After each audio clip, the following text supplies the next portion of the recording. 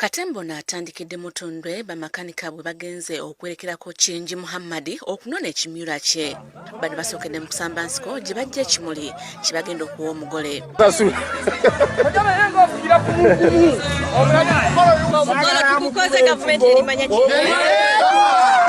Yo omugole ejjawuhala Nakaye tumusanze yeesunga kabitewe nga bw'agenda okumuzaalira abaana era neyeebaza bonna abamubeereddewo. Kubeera ne bba wange musanyu tweyagala emirembe gyokka gye neesonga. Oluvannyuma okuwuwa kugenze mu maaso wabula nga Sheya abadde awoowa abagole babadde banyumirwa ebibadde byogerwa era nga bano bababuuliridde engeri gye balina okweyisaamu mu bufumbo bwabwe. Tusaba Allahu jalla jalaaluhu ateeke baraka mu bufumbo bwa Jawuhala ne Muhammadi abawezadde n'abaana balongoofu yennyini Allah abagasse era tumuwanjagira abeerenga abakumanga bali bumu. Akasoda kano kafanta nga kagamba nti nno ffe abagenyi nalulungi tumututte asiimye baliwa abasenyekoza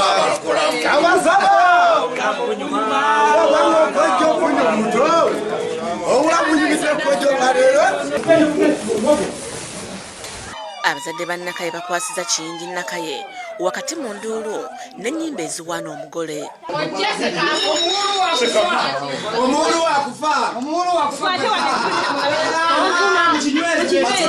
Akalulu k'obuwulu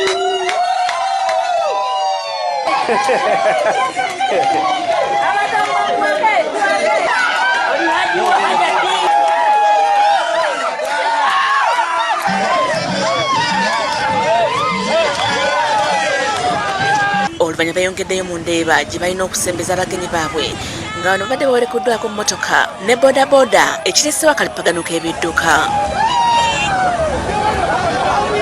Wabula olutuuse mu kidaala Katemba ne yeeyongera nannyini dduuka bw'aggyeeko amasannyalaze n'ategeeza nga y'eddiini egyasoma bwe takkiriza bidongo.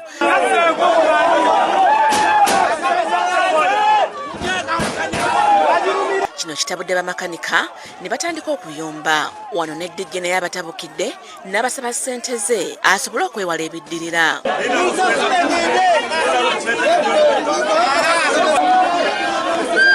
Bavudde mu mbeera ne batimba ttenti ez'abagole n'abazadde babadde batudde era ne basigala mu kyangaala nga ne keeki y'omugole bagibuzizaawo b'abagole ebadde bigenda mu maaso badde batunda butunuzi wabula bba abantu basigadde beewera ng'omukolo we bagenda ogutwala mu maaso.